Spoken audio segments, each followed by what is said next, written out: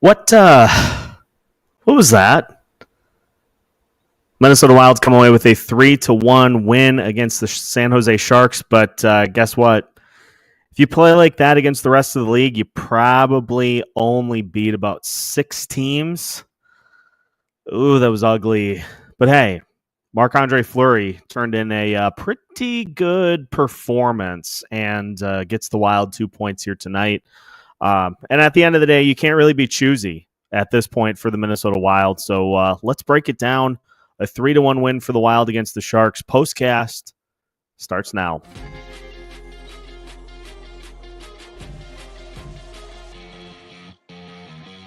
You are Locked On Wild Postcast, part of Locked On Minnesota on the Locked On Podcast Network.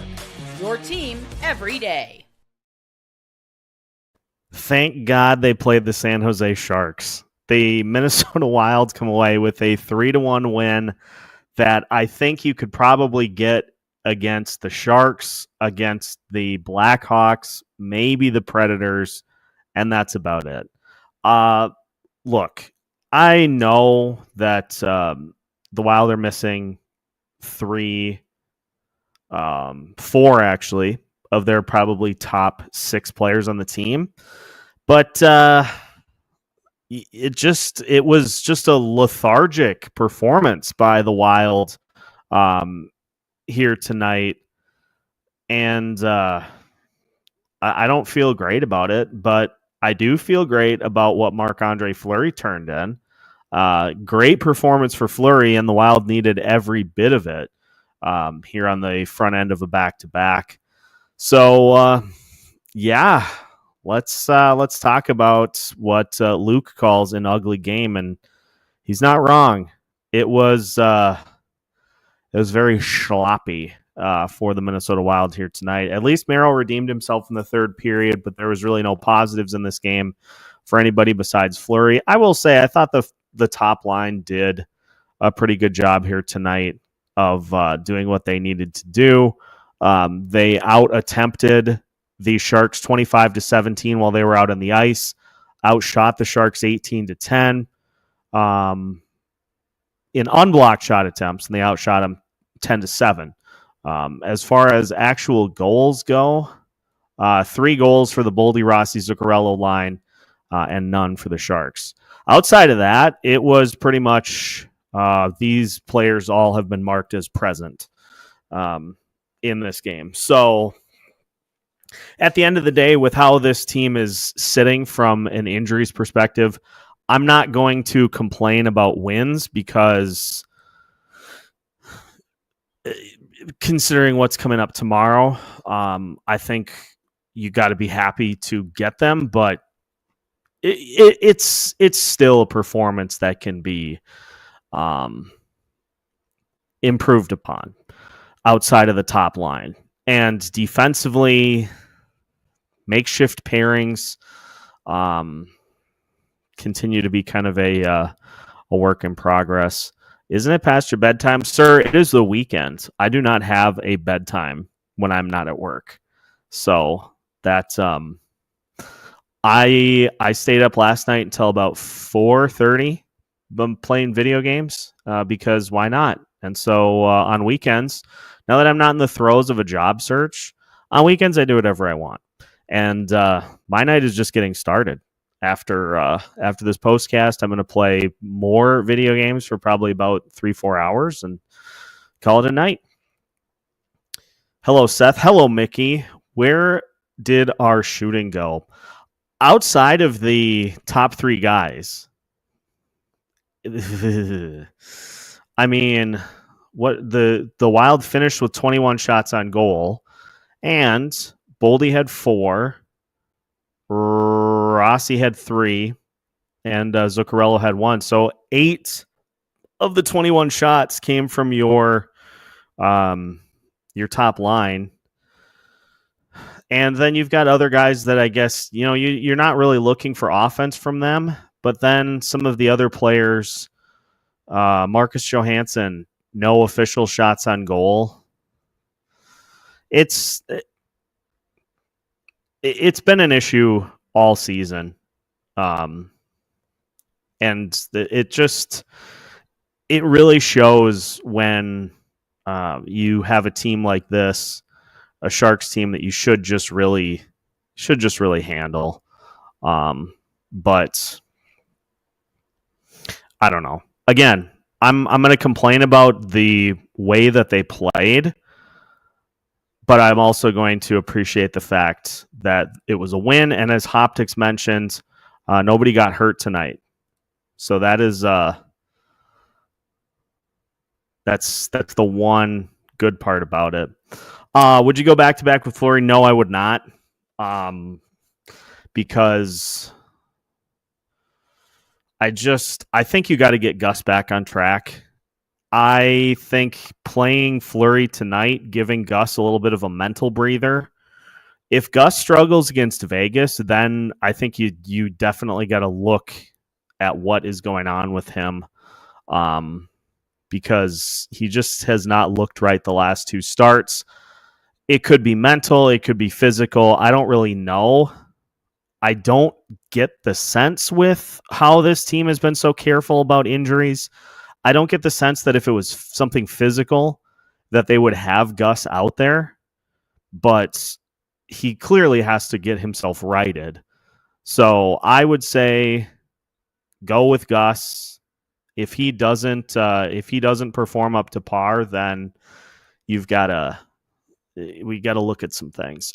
The San Jose Sharks generated 2.84 expected goals tonight. Marc-Andre Fleury was 1.84 goals above expected. Goals saved above expected. But on 54 unblocked shot attempts, which, Jesus, the Sharks, and by the way, can I just nerd out about... I'll get to my video game choice here in a second, but I just want to nerd out a little bit on Macklin Celebrini, because cripes, that dude is really good. Dominated, in a word, to use the phrase that both Michael Russo and Joe Smith used tonight. Dominated. He's going to be good in the league for a long time. Would love to have players like that, but at the end of the day, we'll just I don't know. We'll take Zeev Boyum. I would play Zeev Boyum right now if I had the option. And see, this is I think this is the correct take, Hoptics. I think Celebrini has way more sizzle, if people get what I'm going for with that. I think he has way more sizzle than Bedard does. That's not to say Bedard's not a great player, but I think Celebrini just has, like, he's got the sauce. He has the special sauce. Rolling very, very nicely for the Minnesota Wild. God, I wish for the San Jose Sharks. Again, tap the sign. A win is a win. I have a hard time disagreeing. The Vegas Golden Knights are playing some extremely good hockey. Again, for the Vegas Golden Knights fans that are listening to the show tonight, your team is at the top of the league standings for a reason. It's not a fluke. I just look at some of the pieces in that lineup, and I just am like, huh. And yet they're still, like, it's Jack Eichel, it's Mark Stone, it's Ivan Barbashev, Tomas Hertl, like, you name it. They've got great players. It's a great team. I'm expecting the Wild are going to get whomped. So there you go. Enjoy the game, and I hope the rest of your season goes well as well. I don't think it's a fluke. Stop chirping me to the Locked On Vegas Golden Knights host. I don't think it's a fluke. It's a very good team. What should we look at? Fourth line didn't even get a whack at the puck, let alone a whiff. The offense for the bottom 6 and for actually the bottom 9, it's very dicey. Juracek was looking a tad bit rough the last 2 games, in my opinion. Maybe he's trying too hard. Maybe he's with the wrong pairing. It just looks a tad bit lost to me out there. He's definitely with the wrong pairing. I think it's going to be a situation where the Wild need to really put him with the appropriate D partner. And I think the appropriate D partner is not in the lineup right now. So I'm fine with it. He hasn't had any egregious mistakes. And John Hines talked about it after the game against Colorado. He said he liked that he stepped in on offense, and at times on defense, he thought there were some really good things that he did. For him, it's all about just not blowing a tire. Like, don't blow tires out there. And I think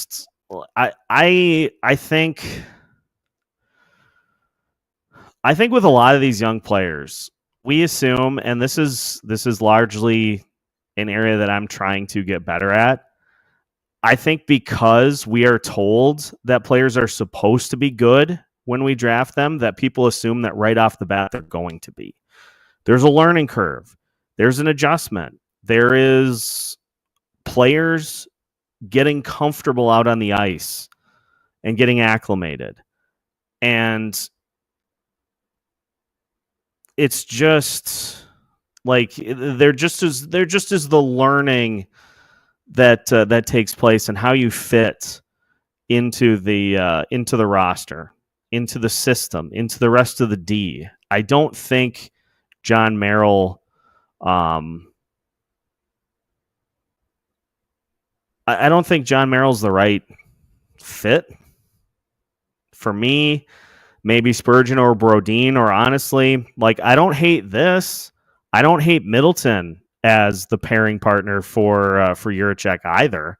I just think you need somebody that is just capable of, helping out a little bit, taking over and taking some of the defensive assignments. But I do like this from Luke too. I don't notice the skating problems that were mentioned. He has some points where things just look kind of choppy, but I think what was talked about when he was traded from Columbus about there being these just massive issues and deficiencies. I don't think that's the case at all. It's just about him getting acclimated and getting comfortable in the system. But obviously he's in a bit of a rough situation, being thrust in with, as Michael Russo said tonight, 5 other third pairing defensemen.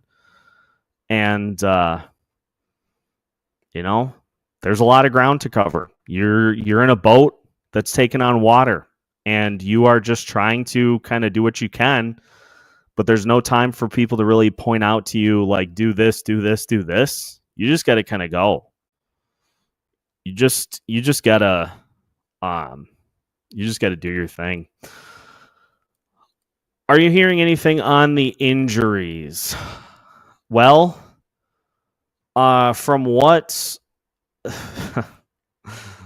was said earlier today, Kirill is continuing to skate and continuing to do work on his own. So he is continuing to, he's continuing to work his way back. The team's obviously being very, very cautious, because if it's a groin, as is being reported, has been circulated, if you re-injure that, then he's going to be out for a couple of months. So the team's just being super cautious on that front. The one that is really confusing to me, and Amanda is right on here, I don't know what a stagnated rehab means. John Hines said that Jakub Lauko did not have a setback. He said that his rehab has stagnated. I don't know what that means. It doesn't sound great, but I'm guessing what they mean there is they're just kind of shutting it down for a couple of days. And just kind of ramp it up again. But it sounds like Jared Spurgeon is ramping up pretty aggressively. He's been working out quite a bit. I like not improving or not get. I have never heard that wording before. I've never heard that a rehab has stagnated. So I guess Alex and I will try to figure it out. We never get the full story on injuries with this organization. I don't know. Bob says sounds like he needs surgery, but they were hoping he'd recover. It's from what I heard too. So the first injury was a core injury, similar to what Marcus Foligno had last year. And I don't know if that's the same thing that he re-aggravated, but if you can't, you need your core a lot for any sport, golf in particular for me. But you need your core to do a lot of different things. And if you can't do any of that, there's not a lot you can do out on the ice. So I really don't know there. Brodin is still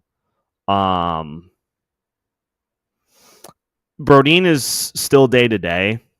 Yeah, I'm thinking it's got to be something along those lines. Or is I like this LTIR nonsense. Maybe they are just being vague with it so they can get through these next couple of games, and then at home they can do a bunch of roster moves. Who knows? We do need to talk about Mats Zuccarello. Beyond that, for the injury front, that's about all I've heard.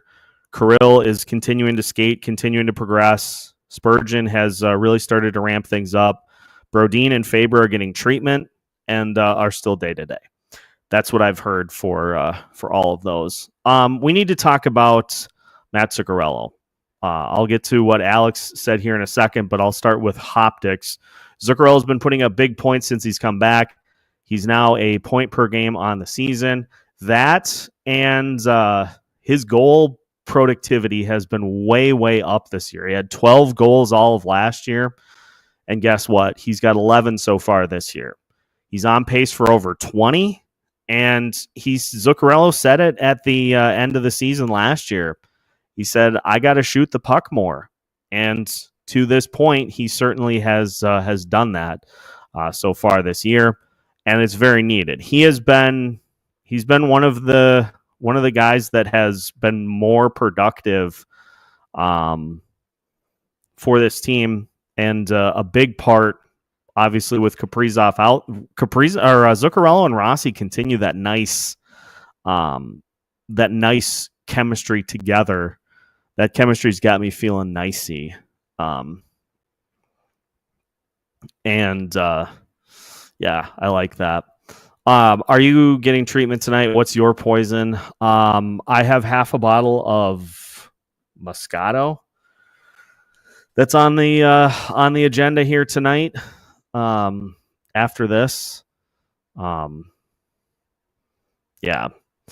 three on the top line scored. Yeah, let's give Boldy some love too. I know it's the Sharks, but I don't really care where the goals come. It's just the fact that the goals continue to happen. And, Boldy, Rossi, and Zuccarello all lighting the lamp here tonight after they torched. Who is the other team that they torched recently? Was it, oh God, what game was that? How have I already forgotten? There was a game recently where they had 10 combined points and they all scored. Was that the Blues game? I think it was the Blues game. Yeah. 37 years old, playing the best hockey of his career. How long can he sustain this? Well, this is going to be an interesting one because thank you, Luke. Yeah, it was the Blues game. That's what I thought. I just couldn't remember. It's going to be an interesting one for Zuccarello because he's getting up there. He's 37 right now. He's signed for next year. And so my level of concern about Zuccarello's play has diminished quite a bit. The question is just with the rest of the group. Like, honestly, I really don't know what the Wild do after Zuccarello's current deal is done.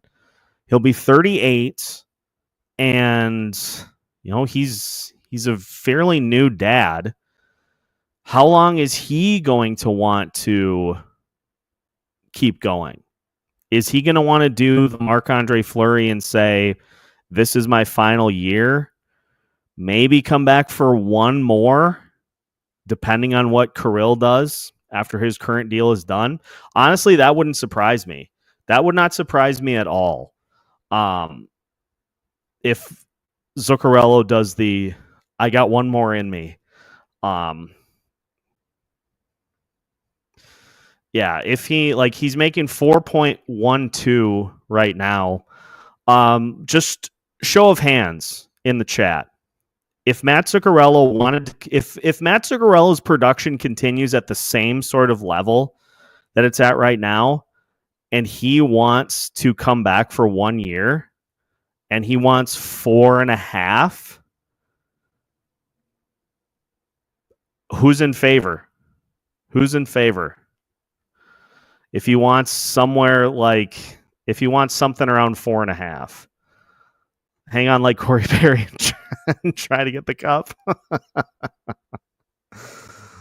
That wouldn't be a bad idea. Zucchi at $2 million. Well, and it's not to say that he doesn't take. This is the other part of it too. He's getting up there in age.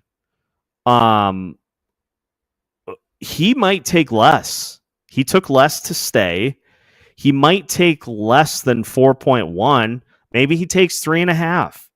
Who knows? I don't know how that stuff works. I am certified idiot at contracts. Who's to say? Maybe he takes somewhere in the 3s or somewhere in there. I say if it's a 1-year deal and it's in a decent area, but we have all of next year to figure that out. We don't have to make any of those decisions right now. Good GMs don't make decisions before they have to. I heard that quote. I heard that quote somewhere on the radio, I think it was. Good GMs don't make decisions before they have to. We don't have to make any decisions on Zuccarello until after next season. So I just wanted to see where everybody was at. I was wondering your thought where Kirill would slot in when he comes back. Would he keep his first line? Would he keep this first line? Oh, would you keep this first line together and put Kirill with the Ek line? I think you still, because I think the chemistry with Rossi and Zuccarello is good enough that you put Kirill with them, they're not going to miss a beat. You have to I think you got to put Boldy down on line 2 because you have to get that second line going. It is just beyond hideous right now. It's abysmally abysmal. You've got to find a way to get that second line going while also keeping the scoring up for that top line. So that'd be what I would do. Yeah, Kirill, Rossi, Zucchi, Ek and Boldy, and the corpse of General Cornwallis from the Civil War that is occupying Marcus Johansson's body. Yeah.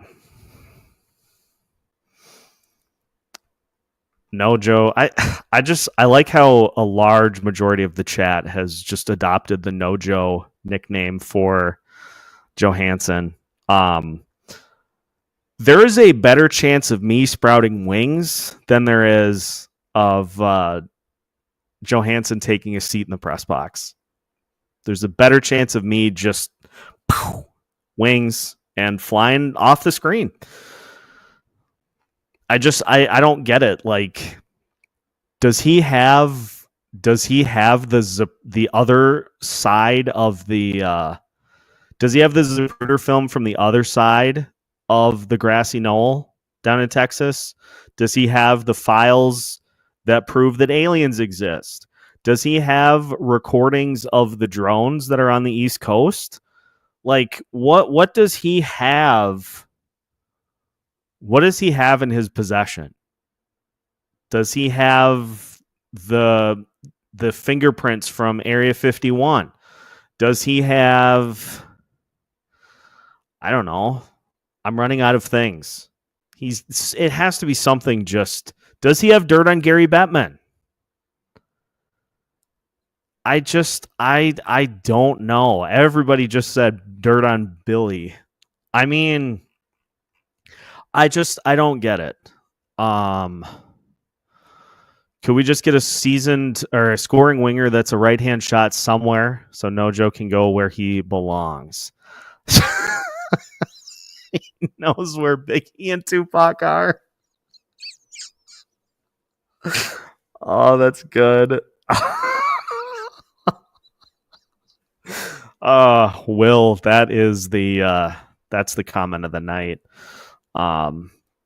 Also good though. He made a deal with the Jersey Devil. He's got dirt on Nordy. Maybe he is the one that greased up the football that Sam Darnold was throwing all over the field against the Detroit Lions. I don't know. I'm trying to come up with plausible explanations, but I'm coming up empty. It just, there's going to be a need for some sort of a change. I don't know. Maybe Johansson is the BTK killer. I don't know. It's something. It's very clearly something though. There has to be. There's no other explanation. But it does need to change. It needs to be figured out post haste. The only problem is, so Vancouver is in the second wild card spot. They have 48 points. Calgary, St. Louis, and kind of Utah are the only three, I think, that are in the wild card chase.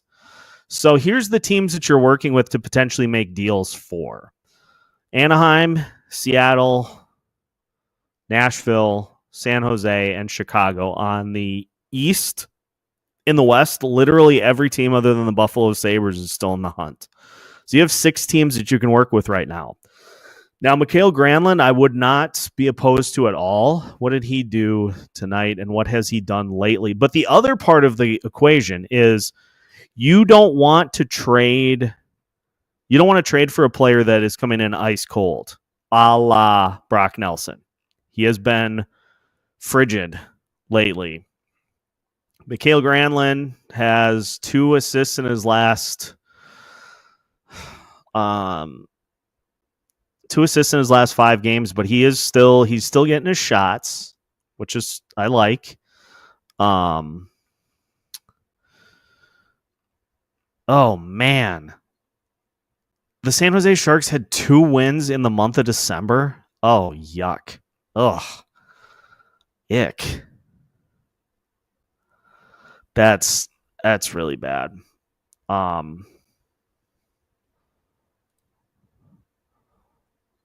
Why would ESPN not write? Is he right or left-handed? Why would they not put that on the website?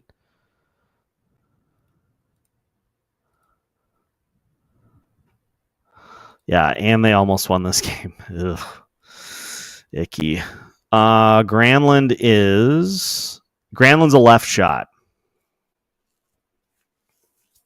but still, I think you can work with that.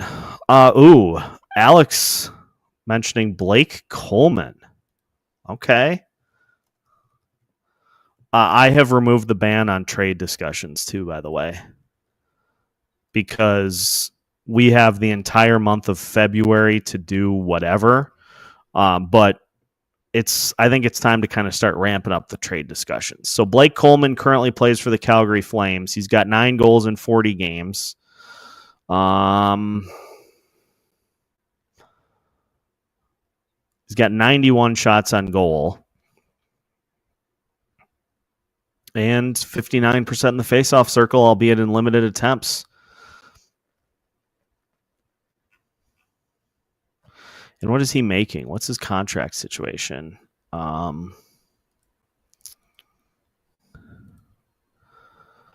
Blake Coleman. Jeez, do the Flames have a ton of cap space. 4.9. Oh, 4.9 for next year and the year after. That'd be the only thing that would give me pause about that type of acquisition.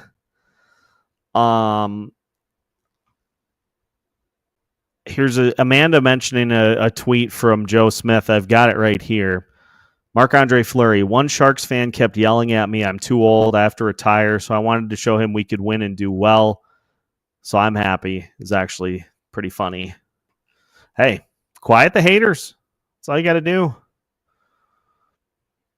And Fleury was dealing with the flu all week. Was it did the Islanders play Vegas?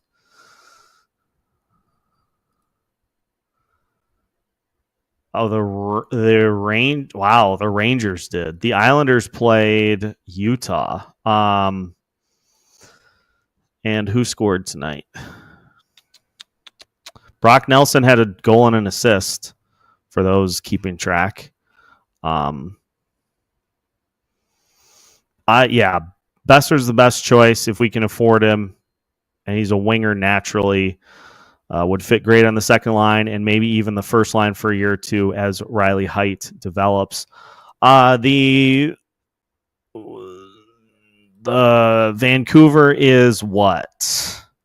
3-3-4 in their last 10. They have a tenuous hold on the second wildcard spot, and all that drama starting with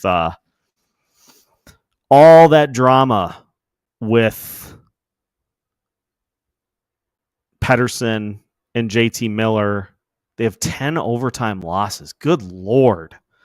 So if they just are regular losses, if you cut even those in half, then they are behind the Utah Hockey Club and they are just ahead of Anaheim. So messy year for the Vancouver Canucks. Granted, they have dealt with a rush of injuries similar to the Minnesota Wild. Could you get them to retain and have somebody broker for Besser? It certainly would be an option. How's Brocky doing? He's got 14 goals in 34 games this year. I feel like he has started to kind of pick up the business a little bit. I might have to try to have Dewey 1 back on after Gretzky, after Ovechkin breaks Ovi's record. See how things are going in the nation's capital. Like I said, weekends are playtime because it used to be that the job hunt extended into the weekends. Now I don't have to worry about that anymore. So we get to just have a good time and vibe. And I brushed my teeth before this postcast because that game was vomit inducing. But we do these for the people, and I just wish that there were more that I were able to do. But 5 a.m. is 5 a.m. unfortunately. So, it's a learning process. It's a learning curve. It's a radical change because I'm somebody that has routinely been a night owl. I've been a night owl for a large portion of my life, and now that luxury does not exist except on Fridays and Saturdays. But it is what it is. Okay, Okay, so Ilya Samsonov was in net for the Golden Knights tonight, which is probably preferable because he really goalied the Wild the last time these two teams played. But Adin Hill has been just as good. So there's no preferred option because the goalie play for both goalies is the goalie play for both goalies has been sensational. So you're going to have to get a real good performance from Philip Gustafsson and hope that you can get a couple of greasers. It's going to just have to be a real big plate of greasy goals. Adin Hill loves to be all over the place in the net. So I can just start calling him the flopper, I guess. He's not... by the way, the game that Marc-Andre Fleury against the Blues, did anybody see the point in the game in which Fleury just completely went statue frozen and just fell on his back? I wonder if he thought that the puck was tucked in to one of his arms or a leg or something, because he just like a fish out of water. He just completely froze. It was one of the funniest things I've ever seen in my life. Ovi's got 28 games before playing in St. Paul on March 27th. He needs 21 goals to tie. Would be sweet if he were close for that game. That'd be nice. Although if he's close and the Minnesota Wild are playing the Capitals, he's going to get it here. If he's within 3 or 4, he will get it in one night. And those games where he's close, when he gets to within 5, those games are going to start looking... Because Washington has been really good this year, but they're going to try to kind of force feed it a little bit. I don't know. Who knows? Maybe they'll just continue their role. They're still on top of the Metropolitan, and they're really starting to build some equity there. They got a 5-point lead over New Jersey and a 7-point lead over the Carolina Hurricanes. The Jets won again tonight. I don't get it. Who did they even play? They played the Avs and they blanked them. Who is in net? Mackenzie Blackwood, of course. And Connor Hellebuck. Another shutout.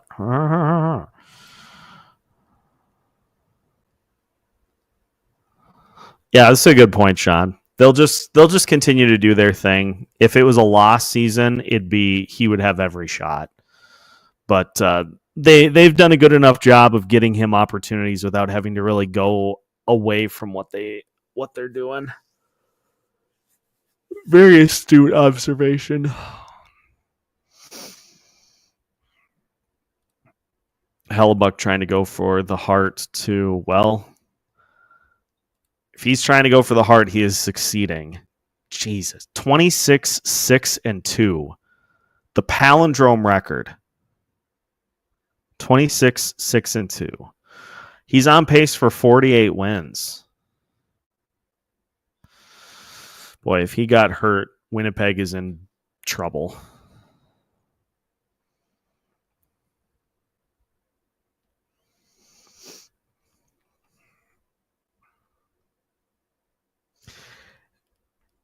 In his losses, too, in the 8 games that they've lost, his goals against is 3.49, which is still actually pretty good. In losses,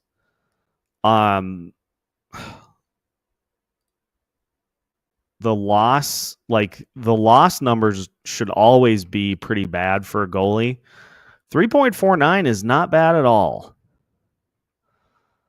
Eric Comrie stinks. Oh, brother, this guy stinks.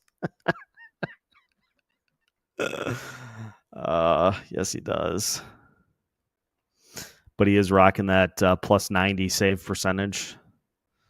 Winnipeg's good. Winnipeg's a good team. Like, I don't want anything that I say to be taken out of context by any of the other Central Division fans that are listening to this, because then inevitably word gets out to the Locked On hosts for that show, and I get put in a situation where somebody tries to make it seem as though I'm trolling, which I'm not.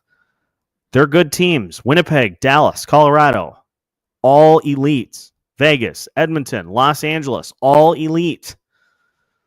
So clip that and send that in. All of those teams are incredible, and in any instance in which they were put up against the Minnesota Wild, I would pick those teams to win over the Wild. There. You said it. I said it.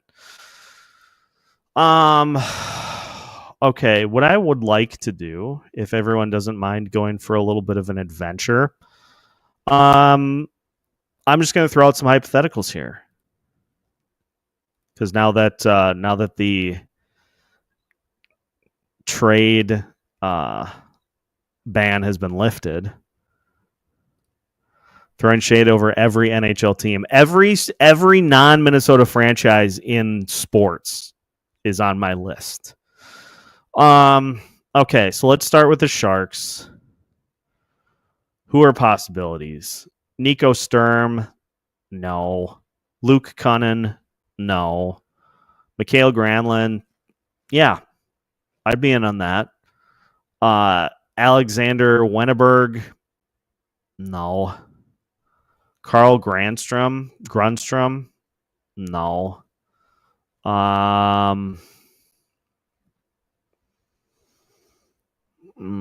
So maybe I'll say Granlund. I'll say Granlund from the Sharks.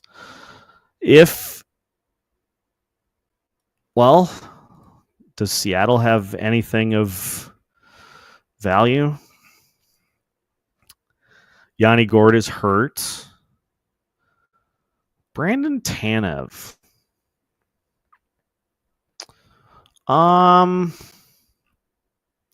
See, if he were a little bit more of a goal scorer, I would probably be on board for that.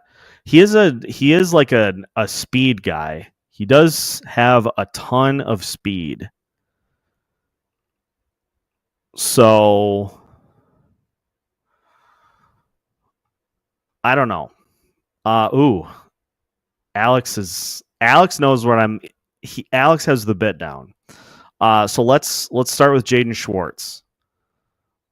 He's under contract for 5.5.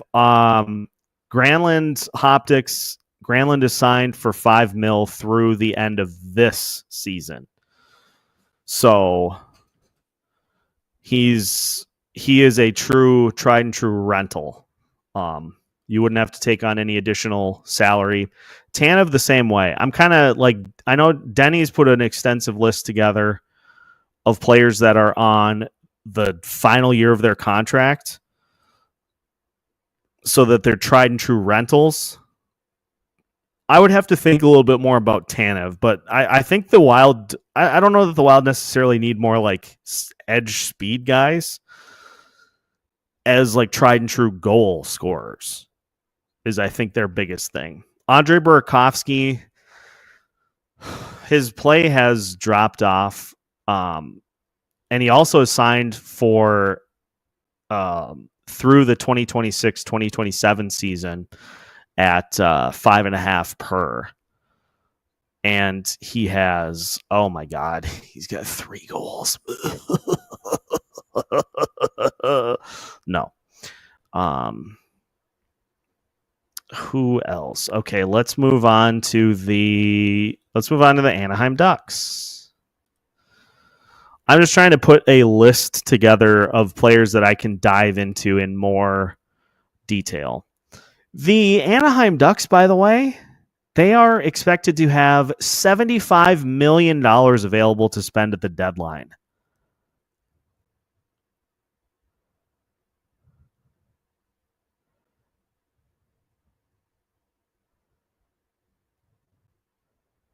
I can't fathom that. Anyway.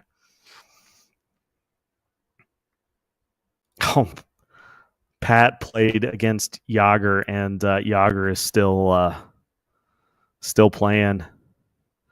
Looks like Marco Rossi got the hard chain tonight. I'm good with that. Yeah, the Ducks are just trying to Urban, I'm looking at it on Puckpedia right now, and the caveat that they give is if they make no additional moves between now and the trade deadline of any type, they have $75 million open. They're obviously going to make moves between now and then, but that still is just preposterous. Boy, where are the Ducks? So the one name that got mentioned, but he's kind of a depth guy, and I think he just re-upped, didn't he? Yeah, Robbie Fabry just re-upped with that. No, he didn't. What am I thinking of? Oh, he got traded from the Red Wings to the Ducks. Okay, that makes a little more sense. Fabry was a name that I think got mentioned, but again, he's kind of just a depth guy. So I would say probably no there. Other than that, everybody on the Ducks roster has term, other than Brian Dumoulin. Ooh, 3 ACL tears for Fabry. Yeah, hard pass. Ducks are trying to stay above water. See what you did there.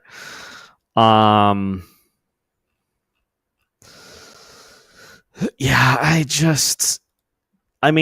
so Brian Dumoulin is 6'4". If the Wild needed defensive help, which I think if they get Spurgeon and Brodin back, I don't know that they necessarily do. Fabry is making 3.15.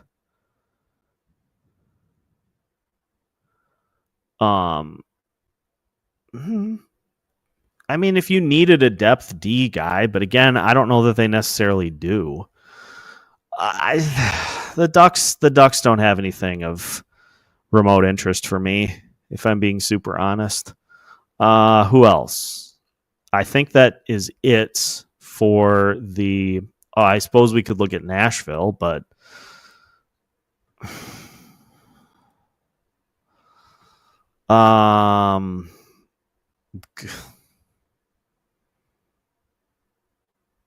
Gustav Nyquist, anyone? Dumoulin is Merrill Target Edition. Oh my god. Gustav Nyquist, anybody? He's in the final year of his deal. He's making 3.185. He has 7 goals in 40 games. No. I think I'll pass. Let's go to the Sabres. And then I'll check the Flyers too. I don't think my dream scenario of Tage Thompson getting traded is going to I don't think that's going to materialize. Dylan Cousins is making $7.1 million until the end of 2030. Jason Zucker is an unrestricted, making $5 million. I think he's got 15 goals, 31 points in 43 games. Maybe if Zucker wanted to take things full circle, maybe. Nicholas Albie-Kubel is an unrestricted free agent. Jordan Greenway is on injured reserve right now.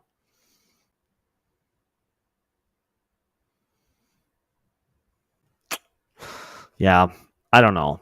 There's not a ton there. And the guys that you would want, I think, are pretty untouchable for the Sabres. Let's look at the Flyers too.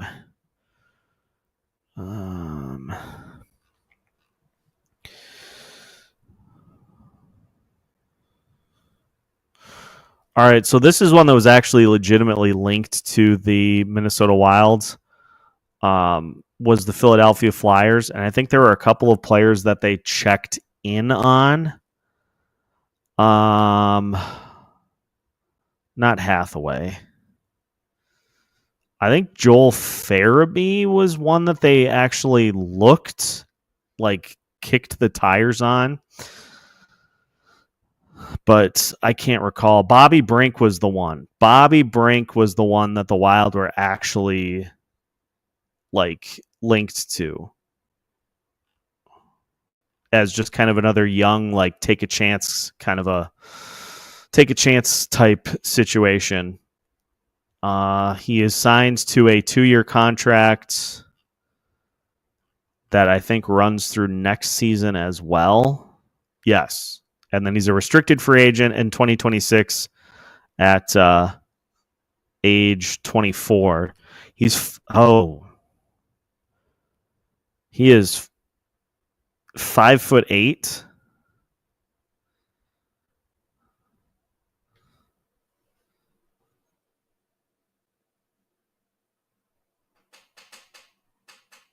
Yeah, probably not.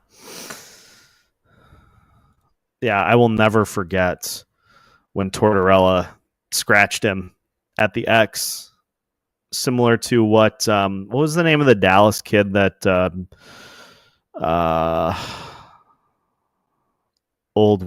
former Winnipeg coach, former Stars coach, fought with Dean Evison on the bench.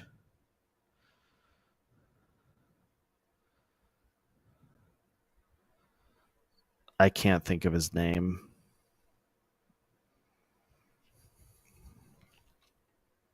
Thank you, Alex. Again, Riley Tuft. He got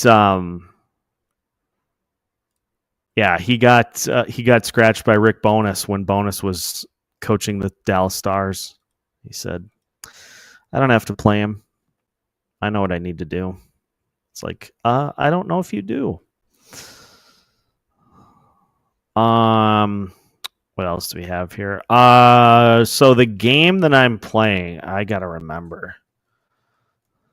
I think it's called.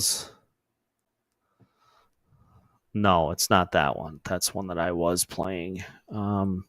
It's similar to like a Borderlands. I can't remember the title of it, which is really bad considering that I literally was just playing it. It's a Borderlands type game. I like those where you can kind of customize your gear, similar to, say, Skyrim and others. I just kind of tapped out on sports games for a minute. So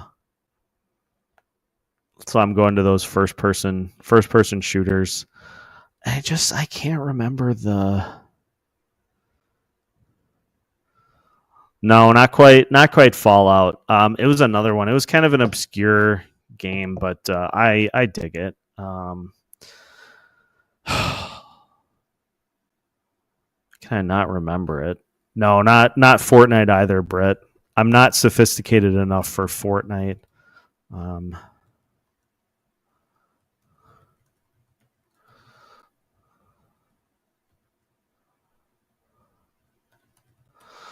I'll find it. I just have to look up the names of some of them. Not Helldivers, not Player Battlegrounds or whatever that one is. This is really starting to annoy me. So Pokemon Snap N64 guy. No comment. No comment on that. Oh, and they're gonna make me go through a slideshow to look at these. My God. This is great podcast material.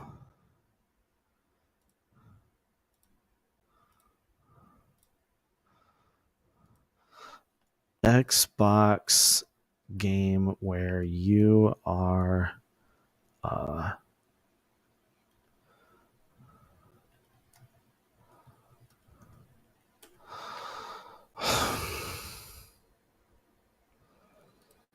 this is really starting to it's not Starfield, but it is it's something like that. God, this is unbelievable. This is going to be so embarrassing when I think of it the moment I shut the stream off. Well, anyway, I'm gonna hold on to that for now. We'll do maybe some gamer sessions in the summer. Where's Waldo Marcus Johansson edition? I've been playing that game for about a season and a half. Accurate. Very accurate. Too accurate, unfortunately. I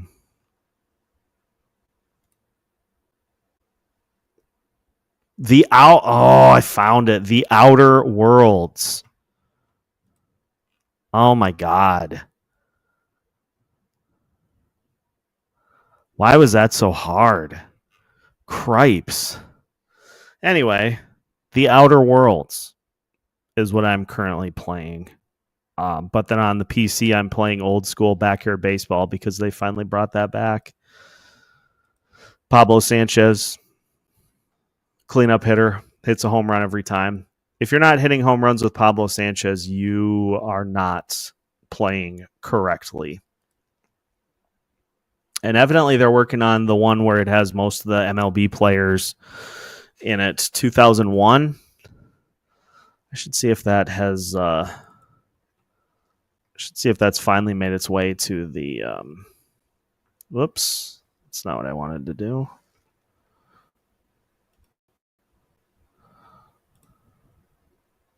Oh, I've done something that I did not want to do.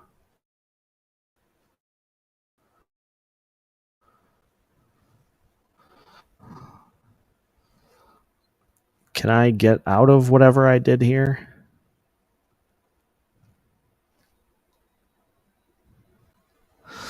Anyway, I just did something with my Steam account, and now it's taking up one full monitor, and I don't know how to shut it down. This is not good.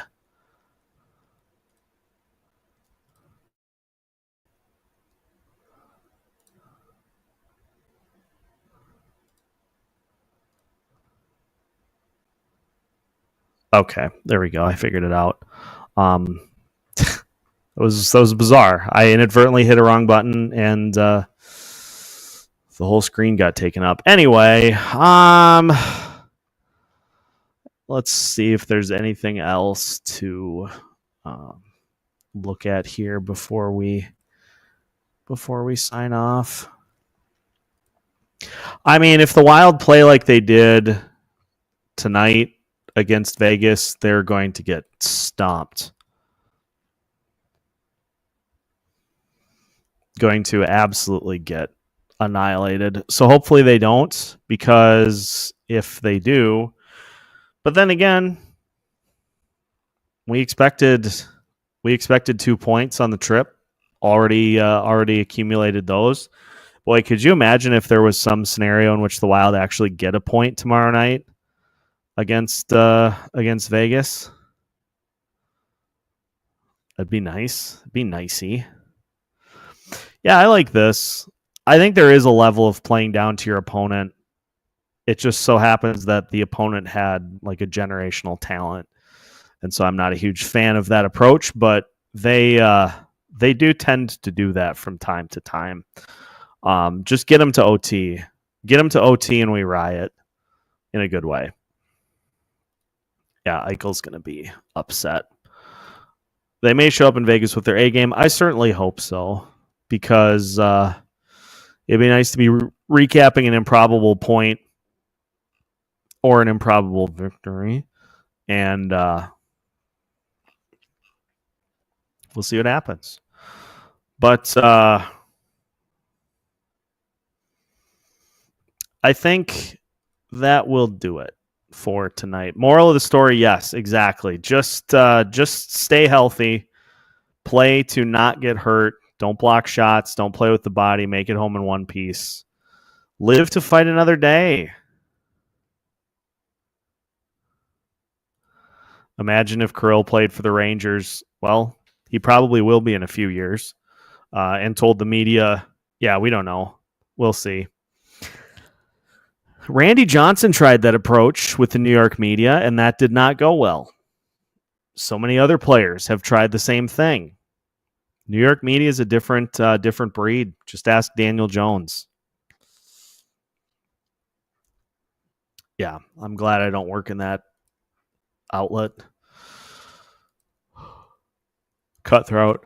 Anyway, we'll see what happens tomorrow night against the Vegas Golden Knights. There's NFL playoff football all day tomorrow. We've got our live stream coming up at noon, of course. Denny has a ton on the platter for tomorrow. So make sure to join us at noon for the live show. And Alex and I will record shortly after the Vegas game is done. No postcast tomorrow night. I can't do both. I can't do a postcast and then record an episode after that. So Alex and I will recap whatever happens in Vegas. And we'll move on to the rest of the week as we typically do. But thanks, everybody, for tuning in to a late one tonight. The Wild win 3-1, and we spent more time talking about video games than we did about the actual game, because it turns out the actual game was a mess. And I prefer talking about things that are not that. But a win is a win, and appreciate everybody tuning in. Make sure to hit the like button here tonight, or you are going to ensure that Marcus Johansson doesn't have a point for another 22 games. Hit that like button, and we'll see you tomorrow. Good night.